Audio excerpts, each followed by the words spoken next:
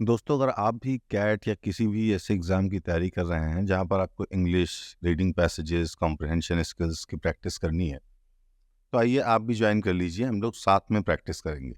एक पैसेज है, हम उसको देखेंगे और फिर उसके बाद में मैं अपने आंसर शेयर करूँगा और आप भी इनको ट्राई करें और अपने आंसर्स कमेंट सेक्शन में डालें। तो फिर हम लोग देख सकते हैं कि हम कहाँ पर क्या गलती कर रहे हैं। तो खैर, यहाँ पर मैं कैट की तैयारी कर रहा हूँ तो मैंने कैट के हिसाब से क्वेश्चन डाला है। लेकिन अगर आप कोई और एग्ज़ाम की तैयारी कर रहे हैं तो अपने हिसाब से प्रॉम्प्ट डाल दीजिए, ये आपको एक प्लान बनाकर दे देगा। तो खैर, ये प्लान है जो मैं बाद में फॉलो करूँगा। अभी मैंने इससे एक प्रॉम्प्ट डाली कि give me few passages with CAT style questions and answers to prepare. तो इसने मुझे ये पैसेज दिया है और आज हम इस पैसेज के साथ में तैयारी करेंगे और मैं शेयर करता हूँ कि मैं कैसे इन क्वेश्चंस को अप्रोच करता हूँ। तो पहले तो मैं एक सरसरी नज़र से इनको पढ़ूंगा, फिर मैं क्वेश्चंस देखता हूँ और उन क्वेश्चंस के हिसाब से फिर मैं डिटेल में पढ़ता हूँ। तो जैसे यहाँ पे क्वेश्चन जो है वो है एक मेन आइडिया के बारे में, फिर इन्फ्रेंस के बारे में, जहाँ पर यह है क्वेश्चन, और फिर ऑथर की टोन के बारे में। तो हम यहाँ पे करेंगे क्या कि अगर मैं इसको शुरुआत से पढूं, तो अब देखिए, पहला स्टेटमेंट जो है वो कई बार हमको मेन पॉइंट के बारे में जानकारी देता है और अक्सर आप देखेंगे कि ज़्यादातर पैसेजेस में पहला स्टेटमेंट काइंड ऑफ न्यूट्रल होता है, वो कॉन्टेक्स्ट सेट करता है। तो ये बोल रहा है the covid pandemic dramatically accelerated the shift towards remote work, forcing companies to adapt to new operational models। तो ये न्यूट्रल है, इसमें जो टोन है कोई सरकाज़म नहीं है, कोई अप्रिशिएशन नहीं है, कोई क्रिटिसिज्म नहीं है। ये सिर्फ बता रहा है कि कोविड-19 की वजह से कंपनीज को अपना ऑपरेटिंग मॉडल चेंज करना पड़ा और वहां से बड़ा फोकस हुआ, शिफ्ट हुआ टुवर्ड्स रिमोट वर्क, जहां पर लोग अपने घर से काम करते हैं। अगली सेंटेंस जो है, अगर आप देखिए तो यहाँ पर शब्द है while. So while initially seen as a temporary measure, remote work has revealed surprising benefits. While या इस तरीके के जो शब्द हैं, उनको आप देखेंगे कई बार इस्तेमाल किया जाता है डायरेक्शन चेंज करने के लिए, टोन चेंज करने। तो यहाँ पर ये उसको फायदे की तरफ लेके जा रहा है कि शुरुआत में तो इसको हमने एज अ टेम्परेरी मेजर लिया था, लेकिन काफ़ी बेनिफिट्स रिमोट वर्क से निकल कर आए। और वो बेनिफिट्स क्या थे, फिर इसने उन बेनिफिट्स को लिस्ट डाउन किया, जैसे employee flexibility, reduced overhead cost, potential decrease in carbon emission from commuting. तो ये उसने कुछ बेनिफिट्स लिस्ट डाउन कर दिए। फिर देखिए यहाँ पे उसने एक ट्रिक क्वेश्चन या ट्रिक वर्ड का इस्तेमाल किया है, हाउएवर। हाउएवर, बट, इन तरह के शब्दों का इस्तेमाल किया जाता है जब हम इनको कनेक्टर्स बोलते हैं, जब हम टोन को दोबारा बदलने की कोशिश करते हैं, मैसेज को दूसरे डायरेक्शन में लेके। तो वाइल के साथ में तो इसने पॉजिटिव बताया है, लेकिन हाउएवर के साथ में इसने ऐड किया है चैलेंजेस। तो यहाँ पे इसने फिर कुछ चैलेंजेस बता दिए, जैसे ensuring team cohesion, maintaining productivity, preventing employee burnout and so on so forth. Furthermore हम इस्तेमाल करते हैं जब हम किसी पॉइंट को और वजन डालना चाहते हैं। अगर मैं आपकी बड़ाई कर रहा हूँ या मैं आपकी बुराई कर रहा हूँ और मैं उसको और आगे लेकर जाना चाहता हूँ, तो फर्दर मोर जैसे शब्दों का मैं इस्तेमाल करूँगा। तो जो भी पिछला पॉइंट है, आप उस पर ध्यान दीजिए। तो हाउएवर से ये चैलेंज की बात कर रहा है, यानी कि फर्दर मोर चैलेंजेस या किसी तरीके नेगेटिव पॉइंट को आगे लेकर जाएगा। तो यहाँ पे क्या बोलता है, the digital divide and varying home environments can create inequities among workers. तो जैसा कि मैंने पहले बताया, ये पॉइंट भी एक नेगेटिव, एक चैलेंज को गिनाता है। तो इन बातों का हमको ध्यान देना। As remote work continues to evolve, companies must proactively address these challenges to maximize its potential and create a fair and productive work environment for all। तो ये जो है फर्दर मोर के बाद वाला सेंटेंस है, जो कह सकते हैं उस लूप को, उस आर्ग्यूमेंट को क्लोज कर रहा है। यहाँ पे ये बुराई या अच्छाई नहीं गिना रहा है, ये एसेंशियली जो टोन है वो न्यूट्रल है, लेकिन ये उस फर्दर मोर वाले पॉइंट को क्लोज कर रहा है। फिर आगे बोलता है the long term implications for urban infrastructure and social interactions are also questions that remain to be unanswered. ये भी एक मेजर पॉइंट है यहाँ पर।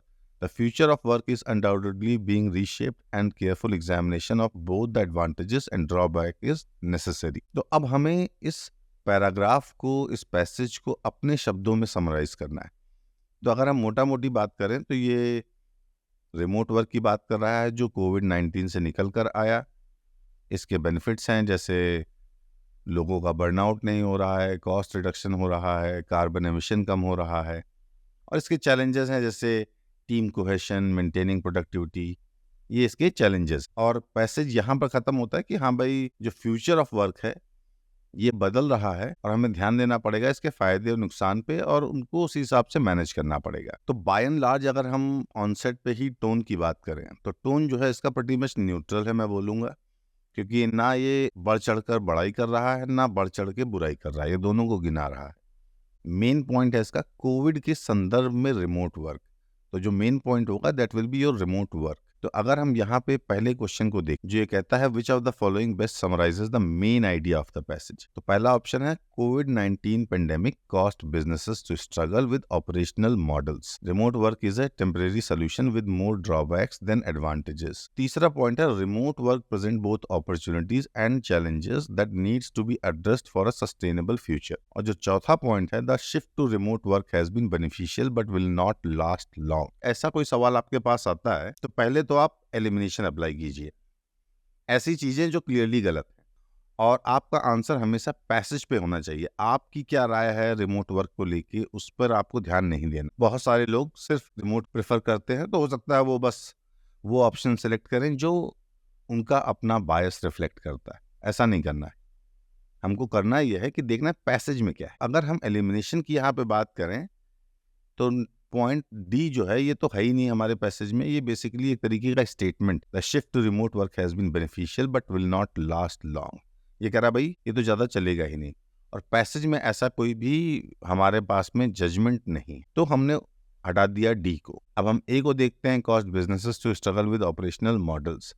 तो इसको अभी हम रखेंगे क्योंकि ये पहले ही जो ओपनिंग सेंटेंस है उसमें ये इस पर टच करता है। बी जो है ये पैसेज से हल्का फुल्का मिलता जुलता हो सकता है आपको लगे, ये कंफ्यूजिंग है, लेकिन ये एक तरीके का जजमेंट है कि remote work is temporary solution with more drawbacks than advantage. ये पैसेज ऐसा कुछ भी नहीं बोल रहा है कि इसमें सिर्फ नुकसान है या नुकसान ज्यादा है, फायदे कम। पैसेज ने दोनों गिना दिए हैं। सी जो है वो remote work present both opportunities and challenges that need to be addressed for a sustainable future. तो अगर इसका आप लास्ट का हिस्सा देखें, the future of work is undoubtedly being reshaped and a careful examination of both the advantages and drawbacks is necessary. तो ये जो पॉइंट है ये इससे एकदम जुड़ा हुआ है, तो मैं सी सेलेक्ट करूंगा। आप कमेंट डालिए और बताइए आपको कौन सा ऑप्शन लग। फिर जो अगला क्वेश्चन है वो इन्फ्रेंस के हिसाब से है, बेसिकली हमको उसको पढ़कर कुछ जानकारी इन्फर करनी है, निकालनी है। तो according to the passage which of the following is most likely concern related to remote work. तो अगेन हम फिर से शुरुआत करेंगे एलिमिनेशन से। An increase in employ salaries, वो भी वहाँ पर नहीं है तो हमने इसको हटा दिया। Difficulties in communication and collaboration between teams, तो मुझे लगता है कि हमने जब पैसेज पढ़ा था तो ये था, तो will keep it for now. C है an increase in company travel expenses, और डी है रिड्यूस्ड कंपनी प्रॉफिट। तो अगर हम इस पैसेज को देखें तो कंपनी प्रॉफिट के बारे में तो कुछ भी ऐसा नहीं कि रिड्यूस्ड है, तो हम उसको हटा देंगे। जो हमारा increase in company travel expense, commute के लेकर उसने कुछ मेंशन किया है लेकिन ऐसा कुछ डायरेक्ट नहीं किया है। बेसिकली उसने बोला है कि potential decrease in carbon emission from commuting, तो ऐसा कुछ यहाँ पर है नहीं, तो हम इसको भी हटा देंगे। तो मेरे हिसाब से जो ऑप्शन होना चाहिए वो होना चाहिए B, that is difficulties in communication and collaboration between teams. और वो मैं इसलिए बोल रहा हूँ कि इसने यहाँ पे बोला है ensuring team cohesion, maintaining productivity and preventing employ burnouts. तो इस पॉइंट में जो पहला है इंश्योरिंग टीम कोहेशन, वो उससे हम इन्फर कर सकते हैं कि वो जो कोलैबोरेशन पार्ट है वो एक चैलेंज, तो इसीलिए मैं बी ले रहा हूँ। अगर आपका भी आंसर बी है तब भी आप कमेंट डालिए, अगर आपका आंसर कुछ और है तो उसको भी डालिए और अपना रीजन भी डालिए कि आपको ऐसा क्यों लगता है। और अगर हम 3 की बात करें, what is the author's tone in this passage, तो जैसे मैंने पहले बोला कि ना उसने बड़ाई की है ना बुराई की है, तो यहाँ पर मैं लूंगा C, that is objective and balanced. आपको क्या लगता है? आप भी अपना आंसर डालिए, क्योंकि पैसिमिस्टिक या पॉजिटिव, हाईली क्रिटिकल, ऐसा कुछ उस पैसेज में नहीं। इसमें हमको और भी पैसेजेस मिले हैं। ये जो एआई है मैं इसका इस्तेमाल कर रहा हूँ, that is called career path of AI. वहाँ से आप इस तरीके के इंग्लिश या किसी भी विषय में जो भी आपकी रिक्वायरमेंट है उसके हिसाब से निकाल सकते हैं। नेक्स्ट वीडियो में मैं इस पैसेज को रिव्यू करूँगा और हम इसकी तैयारी करेंगे। तो अगर आपने सब्सक्राइब नहीं किया है तो कर लीजिए। Thank you.